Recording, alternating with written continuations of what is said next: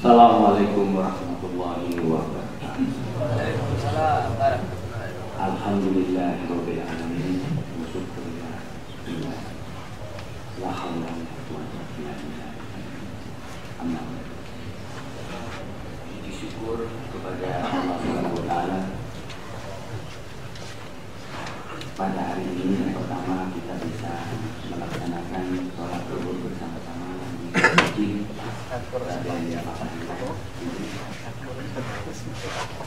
Yang kedua, kita hidayah dan taufiknya, kita sampai sekarang sudah dapat 3 hari ya, 3-4 hari. Mudah-mudahan kita bisa mengerjakan puasa ini sampai akhir. Mohon izin para jemaah yang terhormat, terutama kepada Profesor Farid sebagai Ketua PPM. Hari ini sedianya yang memberikan itu adalah Bapak Warkum yang mendadak beliau bertugas ke Jakarta, sehingga jadwal saya ditukar. Dan insya Allah beliau bisa. Tema yang diberikan oleh panitia kepada saya adalah keutamaan sedekah, zakat dan infak. Itu yang diberikan kepada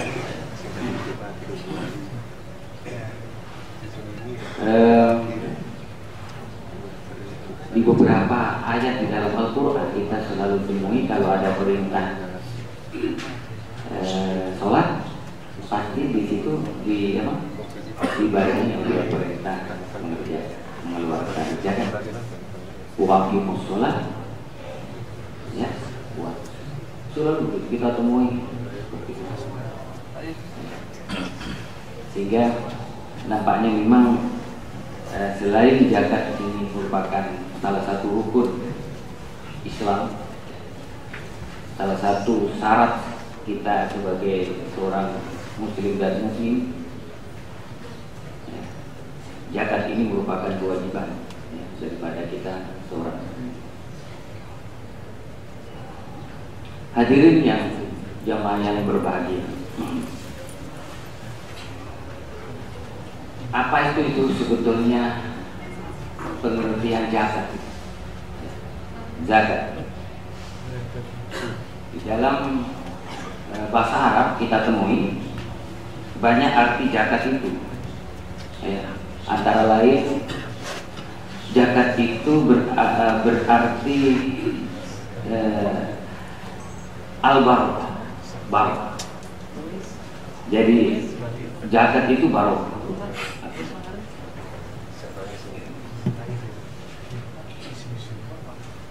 Yang kedua, zakat itu artinya an-nama. An-nama ini berkembang, berkembang. Ya, tumbuh berkembang. Jadi kalau tadi barokah juga berkembang. Sehingga kalau harta kita, hidup kita ingin barokah, ya berzakat. Menurut arti bahasa. Kalau ingin harta hidup kita selalu berkembang terus, tidak mati, kita harus zakat. Artinya itu arti lain zakat itu al-khair, kebaikan. Jadi kalau kita menjadi orang yang baik, tingkah lakunya baik, usahanya baik, lingkungannya baik, universitasnya baik, RT-nya, RW-nya baik, kita harus berusaha zakat. Al-khair. Arti lain daripada zakat itu ternyata adalah as-shalah, damai, indah. Ya. Kalau suatu masyarakat ingin damai, institusi damai, negaranya damai, RT-nya damai, masyarakat itu harus senang berzakat. Karena zakat ternyata maknanya itu seperempat sekali. Yang terakhir, arti zakat itu adalah at-tahor, suci. Ya. Kalau kita ingin suci sebagai salah satu taraf hidupnya suci, amalannya suci, ya, keimanannya suci, supaya besok menjadi golongan orang-orang yang baik-baik suci, kita harus ya, ada 5 hal menurut artinya. Tapi menurut syar'i, zakat itu adalah kewajiban seorang muslim mengeluarkan sebagian hartanya ya pada ukuran tertentu, pada takar tertentu, pada waktu yang telah ditentukan untuk diberikan kepada yang berhak menerimanya. Itu zakat. Ya. Nah, kembali ke arti tadi ya, hadirin yang berhormat. Jadi kalau kita kehidupannya tidak barokah, umurnya tidak barokah, tanda petik, kehidupannya tidak ada perkembangan dengan baik, ya? Tidak ada kebaikan-kebaikan di dalam lingkungannya, di institusinya tidak pernah ada kebaikan, institusinya, masyarakatnya, negaranya tidak ada perdamaian, tidak ada keindahan sesama, dan seterusnya. Berarti kita bertanya, sudahkah memang kita semuanya ini sudah mengeluarkan zakat? Ya. Kalau dari sisi bahasa, kalau sampai itu kriteria ada 5 indikator itu tidak terpenuhi, berarti memang belum. Kita belum menjalankan. Kemudian yang perlu kita pahami lagi, mungkin kita di dalam pelajaran agama sebagainya tidak itu juga, perbedaan antara apa itu sedekah, apa itu zakat, apa itu infak. Ini masuk infak, itu masuk sedekah, apa?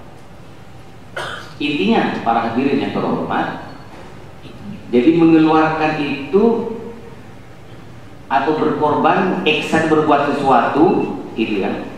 Kalau itu diwajibkan, syaratnya wajib bagi kita kaum muslim, itu namanya adalah zakat. Sudah ditentukan jumlahnya, waktunya, itu ada zakat.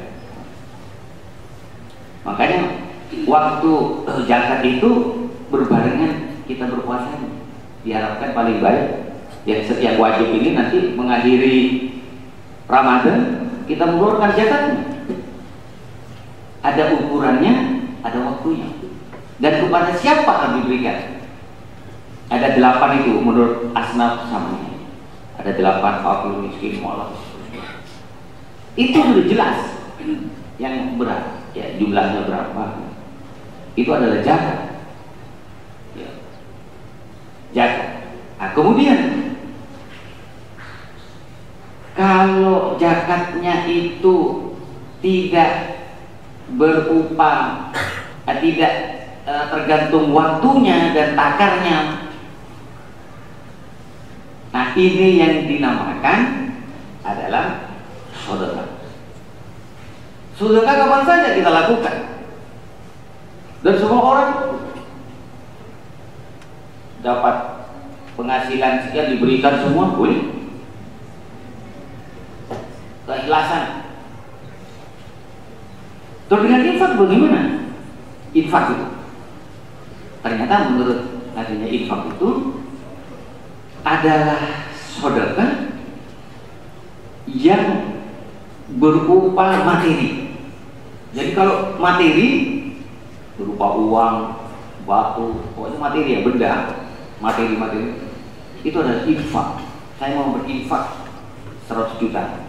Saya mau berinfak batu 100 ton. Saya mau berinfak semen sekian ton. Nah, itu infak namanya. Tapi kalau sedekah sedekah itu tidak harus berupa materi. Ya. Jadi kita tidak harus berupa materi. Misalnya para hadirin jamaah dengan ikhlas sekarang mengikuti tausiah ini dengan ikhlas, itu sedekah juga. Pada pemuda di dalam kitab dia protes kepada Rasulullah, "Hai Rasul, kalau gitu orang-orang kaya doang yang bisa bersedekah, bisa berinfak. Seperti saya, fakir tidak punya apa-apa, bagaimana?" Tunda. Kamu mau membaca kalimat thayyibah, tahlil, tahmid, ya.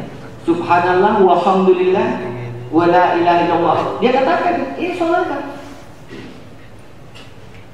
Menahan diri sekarang. Kalau dahulu waktu bulan sebelum Ramadan kita kadang-kadang keluar kata-kata agak-agak bagaimana, ya. Kemudian sering melakukan perbuatan-perbuatan yang tidak oke. Pada waktu Ramadan ini kita menahan diri, ya, menahan diri. Kecuali hanya urusan agama, urusan akhirat sekarang sebetulnya. Jadi yang lain-lain tinggalkan, yang lain tidak terlalu ngoyo gitu. Bulan ini aja memperbanyak itu saudara juga. Ini saudara.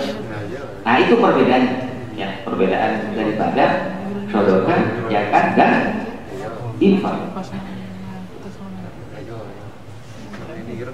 Hadirin jamaah yang berbahagia. Kemudian bagaimana? Tadi asnaf kami ya, ada 8 yang berhak. Tapi klaster lagi. Menurut kitab ada metodologi untuk pelaksanaan 3 hal itu. Ada caranya. Ada metodologinya, ya. Misalnya sekarang dihimbau ya oleh agama kita, negara kita yang harus memegang peran ini, terutama bagi pemimpinnya yang muslim, negaranya yang muslim. Ini yang harus mampu mengkoordinir, memanage ya pengelolaan dan penyaluran 3 hal tadi. Negara harus ambil bagian. Seperti di Indonesia sekarang ada namanya Badan Nasional Amil Zakat sampai ke Kota Malang. Jadi Badan Nasional Amil Zakat tugasnya mengumpulkan zakat. Kemudian dia berusaha mendistribusikan.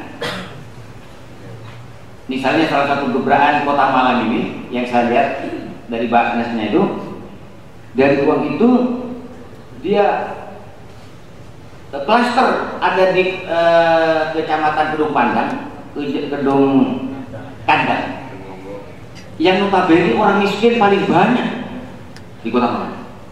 Oleh Kota Malang di klaster ternyata banyak para fakir miskin yang masih muda, tidak produktif, malah tidak punya kerja dan sebagainya.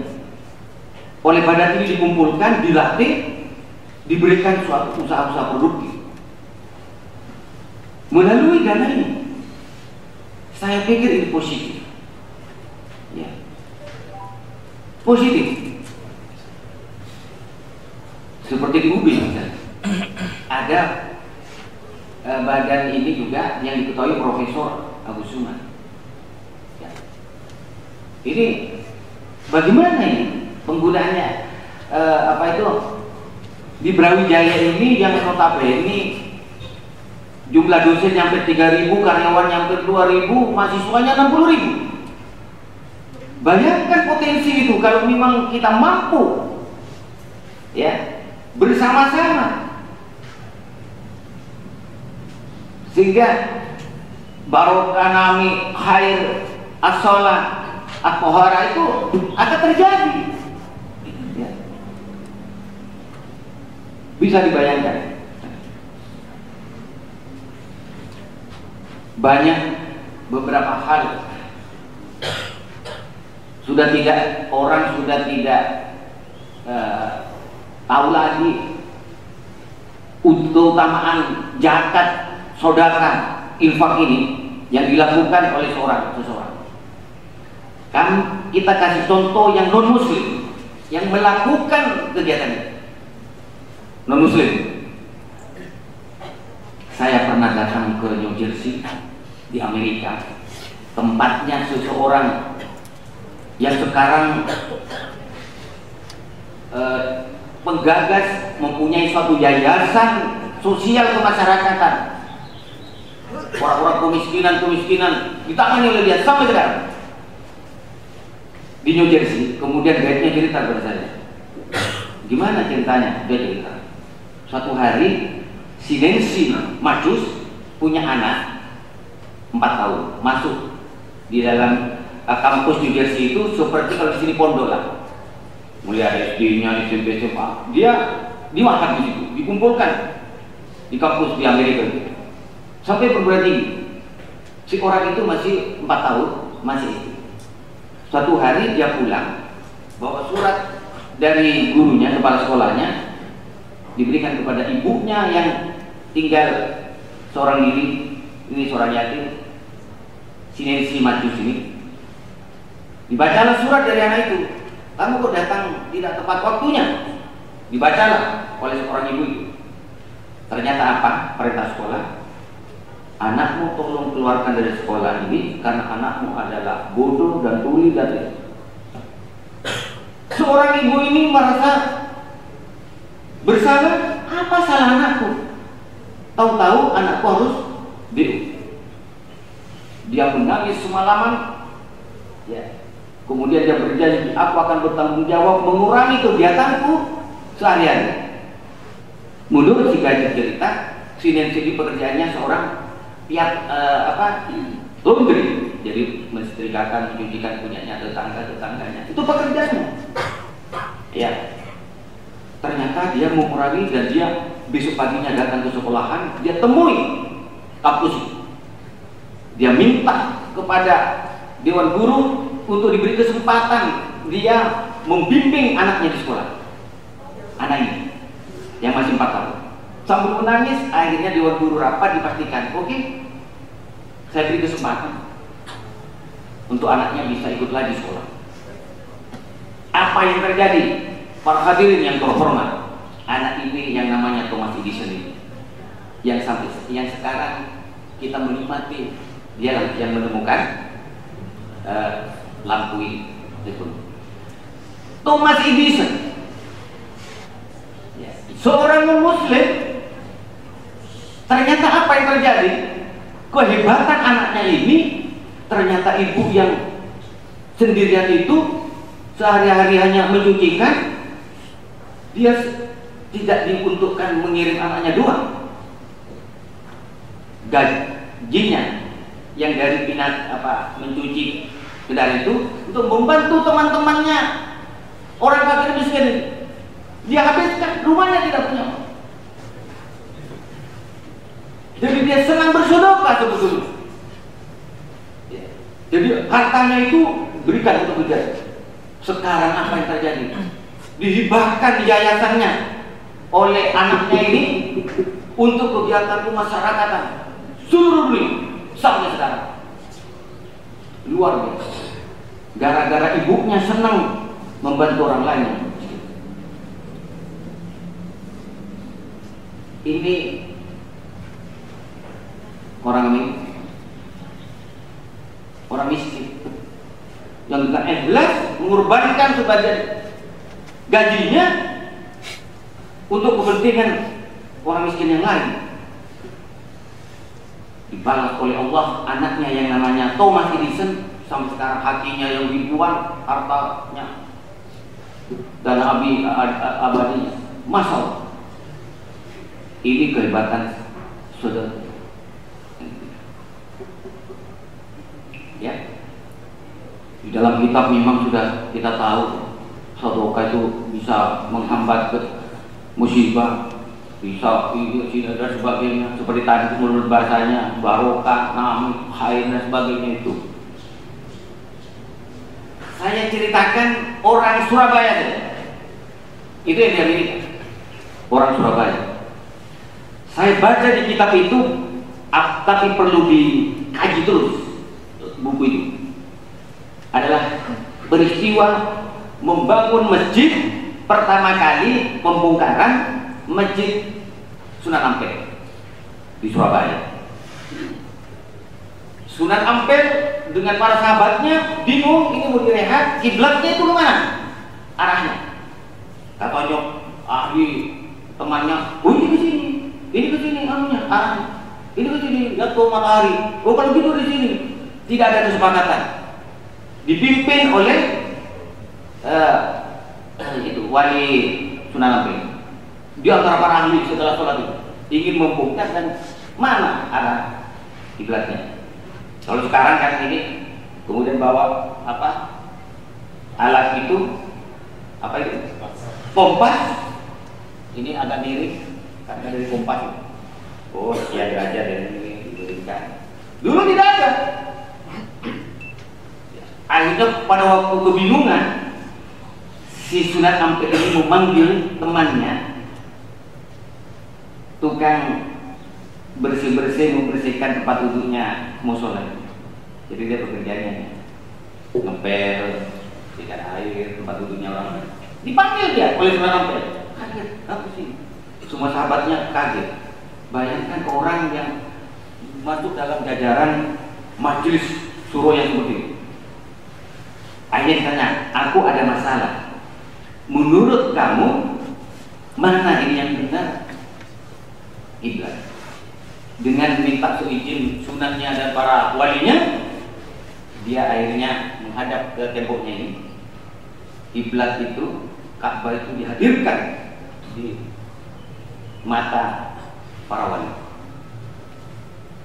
Sehingga para wali ini, wali dan temannya melihat ke ini, ke temboknya. Oh itu Ka'bah, oh iya, semua lihat.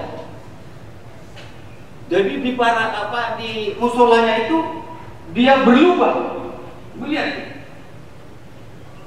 Akhirnya dipastikan, oh kalau gitu ini arah kiblat.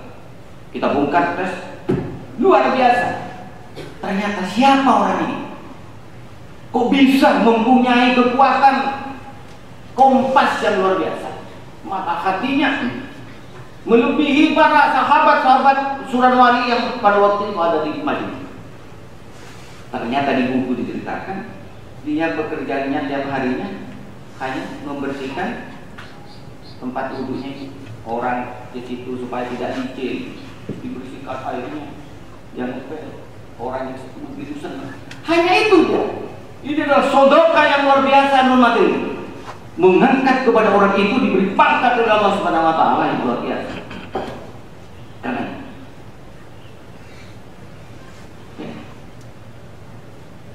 kalau sekarang ada kompas, bisa aja. Oh, kiblatnya itu. Ini maka sampai sekarang kalau ada orang siaran ke situ, itu yang dinamakan Sunan Bolong. Karena diamnya bolong ya. Jadi Sunan Bolong jadinya di buku itu. Saya keluar saja. Tapi di buku itu sudah diceritakan. Dia hanya setiap harinya mengabdi bersedekah. Kita bisa melakukan seperti itu juga kan? Musola masjid itu apa? Satu lagi cerita. Ya. Orang Malang, orang Pakis yang saya pernah tatap muka. Ya, di Pakis ada seseorang, saya pernah lihat orang kas gitu ya. Ya ini temanku sulit dari dulu. Dari dulu sulit ini. Makanya insinyur ITS sulit. Cewek sana tidak pernah ketemu jodoh. Oleh kiai hanya didoakan terus jadi beli air suruh pulang. Tidak lama dari itu cewek banyak berdatangan. Akhirnya saya datang ke situ lagi ke kiai itu. Pak Yai, adik saya bingung ini karena sekarang ceweknya lebih dari satu. Yang mana yang baik? Apa guyonannya kiai itu? Ya sudah, itu kawin semua pokoknya mau. Yang saudaranya yang perempuan langsung protes, jangan Pak Yai, gak mungkin dilakukan oleh saya. Iya memang. Kalau adik sampean. Tapi kalau suami sampean nutin ke saya. Kalau suami sampean ini bisa gitu. Oh gitu dia gitu. Dia punya kekuatan-kekuatan. Orang sakit kasih air, dikasih dikit kasih air sembuh. Orang mau usaha dikasih didoakan, dia semangat bekerja. Ternyata apa di dalam fotografi? Ya ini kok punya pangkat yang luar biasa. Ternyata waktu mondok, waktu sekolah, waktu di pondoknya ini, dia yang lain temannya itu tidur, dia turun ke kali sumber yang biasanya teman-temannya berwudu, ambil air wudu. Ternyata di situ berbahaya. Dia lakukan tiap hari, diberikan batu, dikasih apa, dikasih. Tidak ada yang tahu itu. Dengan ikhlas mengerjakan supaya temannya kalau berwudu tidak jatuh. Hanya itu keistimewaannya. Soal kitab yang lain kalah ilmunya kepada temannya. Hanya dia punya keistimewaan. Ini adalah sedekah yang luar biasa, tanpa bukan materi. Ya. Kalau orang Malang tahu itu namanya jabung itu. Kiai Nur Salim itu, saya sudah almarhum membangun masjid, berapa masjid di Malang ini saya tahu. Aku masjidnya janda-janda tua ditangani oleh dia. Dari mana itu? Waktu kalau pengajiannya beribuan orang yang datang semua makan, semuanya makan. Datang tidak ada hansip yang mengatur parkir, gak ada, ngatur sendiri-sendiri, gak ada desian-desian. Ternyata kiai itu senang bersedekah, hanya memperbaiki tempat wudhu itu. Kita mestinya sekarang bulan suci Ramadan yang dikatakan oleh Allah ini adalah bulan akselerasi amal. Akselerasi sekarang ini. Sekarang bulan Ramadan ini semua amal dilipat gandakan bulan ini. Bulan Ramadan itu apa yang tidak diakselerasi? Kalau bulan lain tidak mungkin. Ya, kalau bulan lain seperti sekarang berjemaah 27 pahalanya. Hadiah dari Allah itu 27. Kamu dapat nilai grade poinnya 27. Adorasi. Kalau diterima. Kalau bulan Ramadan, ya, kalau bulan Ramadan ini kamu niatkan sedekah bisa 700 kali. Niatkan itu dengan pakai ikhlas. Jadi setelah adzan kita sudah berwudu, datang lebih dulu, kemudian kita berzikir, kita berdoa, menunggu kaumat di antara umat itu. Setelah itu sholat bersama. Ini bisa berapa sudah? 27 kalau bulan Ramadan kali 700 maksimal. Seperti itu kita lakukan. Ini akselerasi. Ya. Berarti kalau bersedekah bulan lain dapat 1. Tapi kalau kita semua bersedekah sekarang, akselerasi amal dilipat gandakan oleh Allah. Allah yang Maha Kuasa. Tapi bagi ibu bapak seperti ini, kabak, kasubah, ya, jangan hanya sedekah yang non materi itu, karena materinya banyak. Gak bisa itu. Terus kalau ngono aku non materi aja, tak nyapu masjid. Medit itu namanya. Gajinya banyak. Saya tadi masuk ke sini Kabiro Keuangan, ada tadi. Ada itu. Lalu kepala biro keuangan, kalau uangnya tidak keluar. Sekarang karyawan dan dosen bisa dibayarkan. Apa itu rapil? Tanda tangan raja ini pantai badan. Saya ingin bawa ojo di gaya rekreasi karena keren. Untuk meluyur kemana-mana lagi keren cukup. Dimintai uangnya, disedekahkan untuk kegiatan-kegiatan amal soleh. Kegiatan apa? Sudahlah. Kegiatan ibadah, kegiatan berjuang.